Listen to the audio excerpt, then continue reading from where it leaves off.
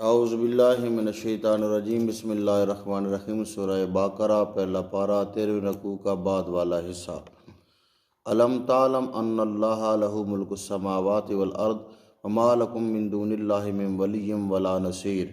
کیا تم نہیں جانتے کہ اللہ ہی کے لیے ہے بادشاہی آسمانوں اور زمین کی، اور تمہارا اللہ کے سوا کوئی یار و مددگار نہیں۔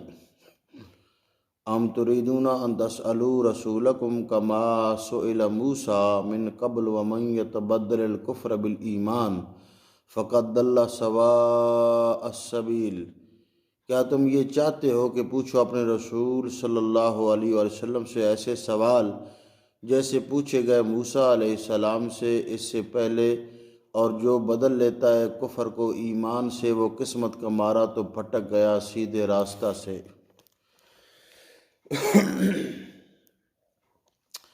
ود کثیر من اہل الکتاب لو یردونکم من بعد ایمانکم کفارا حسدا من عند انفسہم من بعد ما تبین لهم الحق فاعفوا واصفحوا حتی یاتی اللہ بامرہ ان اللہ علی کل شیء قدیر۔ دل سے چاہتے ہیں بہت سے اہل کتاب کی کسی طرح پھر بنا دے تمہیں ایمان لانے کے بعد کافر۔ ان کی یہ آرزو بوجہ اس حسد کے ہے جو ان کے دلوں میں ہے، یہ سب کچھ اس کے بعد جب کہ خوب واضح ہو چکا ہے ان پر حق۔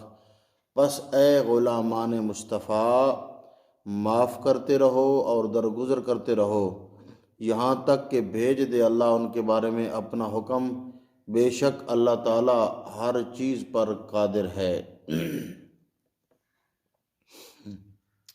یہود سادہ لو مسلمانوں کے ایمان کو متزلزل کرنے کے لیے طرح طرح کے شبہات پیش کرتے۔ ان میں سے ایک یہ تھا کہ قرآن آج ایک حکم دیتا ہے، کل اسے بدل دیا جاتا ہے اور ایک دوسرے حکم پر عمل کرنے کے لیے کہا جاتا ہے۔ ایسا کرنا اللہ تعالیٰ کی شایان شان نہیں، اس لیے قرآن خدا کی کتاب ہی نہیں۔ یہ یہود مسلمانوں کو ورغلاتے تھے، ان کا غلط ذہن بناتے تھے کہ قرآن اللہ کی کتاب نہیں ہے۔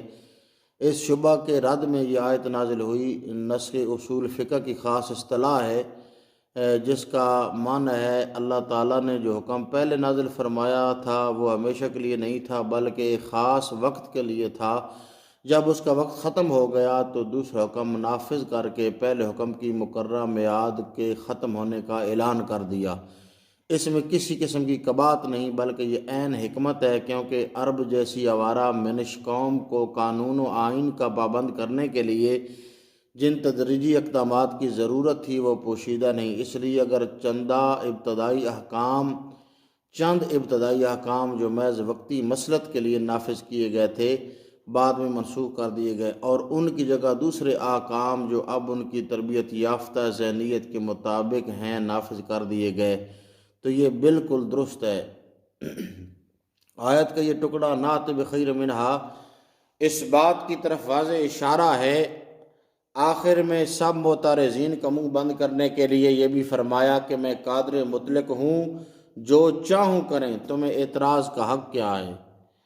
اس لیے کسی کے ورغلانے سے نہ قرآن سے انحراف کرنا چاہیے، کسی کے ورغلانے سے نہ اسلام سے انحراف کرنا چاہیے، اور نہ ہی اللہ کریم کے ماننے کے اندر ہمارے عقیدے میں کوئی تزلزل آنا چاہیے۔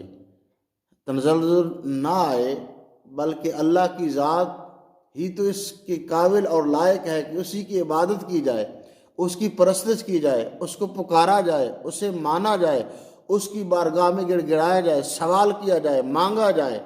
ارے نبی کریم علیہ السلام نے فرمایا کہ اللہ تعالیٰ چاہتا ہے کہ ہر شے مجھ سے مانگی جائے، ہر چیز مجھ سے مانگو۔ فرمایا حتیٰ شسع نعل، حتیٰ کہ جوتی کا تسمہ ٹوٹ جائے تو وہ بھی اللہ سے مانگو، اور حتی الملخہ، اگر آپ کو نمک چاہیے تو وہ بھی اللہ سے مانگے۔ کتنا کریم رب ہے جس کے خزانے کھلے ہوئے ہیں۔ وَأَقِيمُوا الصَّلَاةَ وَآتُوا الزَّكَاةَ وَمَا تُقَدِّمُوا لِأَنفُسِكُم مِّن خَيْرٍ تَجِدُوهُ عِندَ اللَّهِ إِنَّ اللَّهَ بِمَا تَعْمَلُونَ بَصِيرٌ۔ اور صحیح ادا کرو نماز اور دیا کرو زکوٰۃ، اور جو کچھ آگے بھیجو گے اپنے لیے نیکیوں سے ضرور پاؤ گے، اس کا ثمر اللہ کے ہاں، یقیناً اللہ تعالیٰ جو کچھ تم کر رہے ہو خوب دیکھ رہا ہے۔ یہود مسلمانوں کو طرح طرح کے سوالات کرنے پر اکساتے، اللہ تعالیٰ نے مسلمانوں کو ایسا کرنے سے سختی سے منع فرمایا کہ میرے حبیب صلی اللہ علیہ وسلم سے یہودیوں کی طرح کیل و کال نہ کیا کرو ورنہ گمراہ ہو جاؤ گے۔ جن امور کے کرنے کا حکم دیا جائے ان کو کرو، اور جن سے منع کیا جائے ان سے باز رہو، اور جن امور کے متعلق اللہ اور اس کے رسول صلی اللہ علیہ وسلم نے سکوت اور خاموشی اختیار فرمائی ہے انہیں مت چھیڑو، اسی میں تمہاری سلامتی ہے۔ یہود ضد اور ہٹ درمی کے باعث خود بھی دولت ایمان سے محروم رہے اور حسد کے مارے چاہتے ہیں کہ کوئی اور بھی دولت ایمان سے مالا مال نہ ہو۔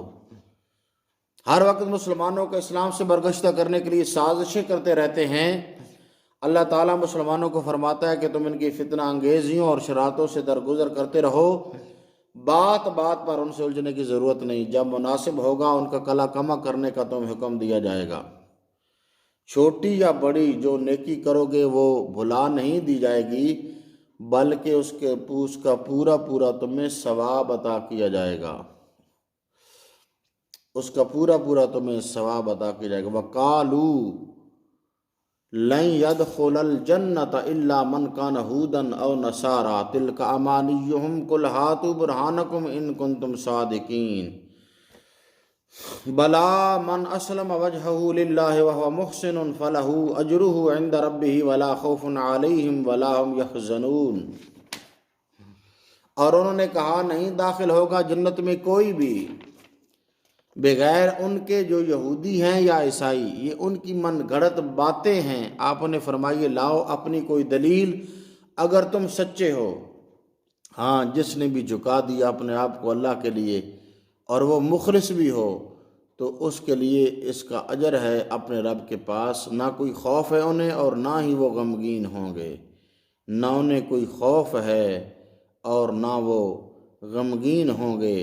یہ سب دعوے باطل ہیں، نجات کا صرف ایک ہی راستہ ہے اور وہ ہے ایمان اور عمل صالح، جس سے اپنی ذات اپنی خواہشات کو اللہ کے حکم کے سامنے جھکا دیا، وہی بارگاہ الہی میں سرخرو ہوگا۔ رومی ہو، عربی ہو، اجمی ہو، اس کی کوئی قید نہیں ہے۔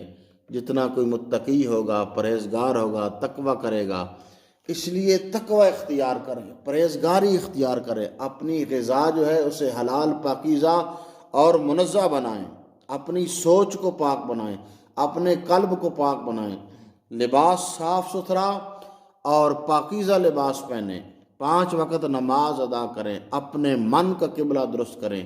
اگر سمندر کے اندر ایک گھڑا الٹا ڈال دیا جائے، وہ ساری زندگی گزر جائے الٹا لے گا، اس کا دامن نہیں بھرے گا، اور اگر اسے جھکا کر سیدھا کر کے بھریں تو اس کا دامن بھر جائے گا۔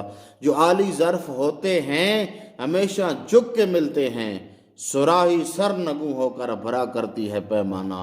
عاجزی اختیار کریں، انکساری اختیار کریں۔ یہ وقت بہت تھوڑا ہے کائنات کے اندر۔ پوچھا گیا جانے کائنات بتائیں دنیا کتنی بڑی ہے اور آخرت کتنی بڑی ہے؟ فرمایا ایک بہت بڑا وسیع و عریض سمندر ہو اور اس کے اندر کوئی انگلی ڈبوئے پانی کے اندر اور باہر نکالے، جتنی تری پانی کی انگلی کے ساتھ لگی ہے یہ دنیا ہے، اور جو سمندر ہے یہ آخرت ہے۔ اور جتنا ہم نے یہاں رہنا ہے اتنی محنت ہم یہاں کریں، اور جتنا ہم نے وہاں آخرت میں رہنا ہے جا کر اس کے لیے ہم اتنی زیادہ محنت کرنی ہوگی۔ اس لیے سستی کو چھوڑیں، 5 وقت کے پکے سچے نمازی بنیں، اور جو نمازیں رہ گئی ہیں وہ قضا کریں، نمازیں قضا کریں۔ اللہ کی بارگاہ میں بے نمازی کی کوئی عزت نہیں ہے، کوئی قدر نہیں ہے، عذاب ہے۔ ارے نماز جو ہے وہ چھوڑ دینا تو بہت بڑا گناہ ہے، جو پڑھتے ہیں لیکن سستی کرتے ہیں تو فرمایا فویل للمصلین الذین هم عن صلاتهم ساہون، ہلاکت ہے، تباہی ہے، بربادی ہے ان نمازیوں کے لیے جو اپنی نمازوں میں سستی اور غفلت برتتے ہیں۔ اس لیے اللہ کا حضور دعا ہے اللہ تعالیٰ ہمیں سمجھنے عمل کرنے کی توفیق عطا فرمائے، اور 28 تک گریٹ فیملی کے جتنے بھی شہزادے ہیں، نوجوان ہیں، اراکین ہیں، شاملین ہیں، ان کی فیملیز ہیں، خاندان ہیں، اللہ سب کو سلامت اور آباد فرمائے، اور جتنی امت مسلمہ ہے، ملک پاکستان ہے، عالم اسلام ہے، جہاں جہاں مسلمان ہیں، اللہ تعالیٰ سب پر اپنا فضل و احسان فرمائے۔ وما علیہ الا البلاغ۔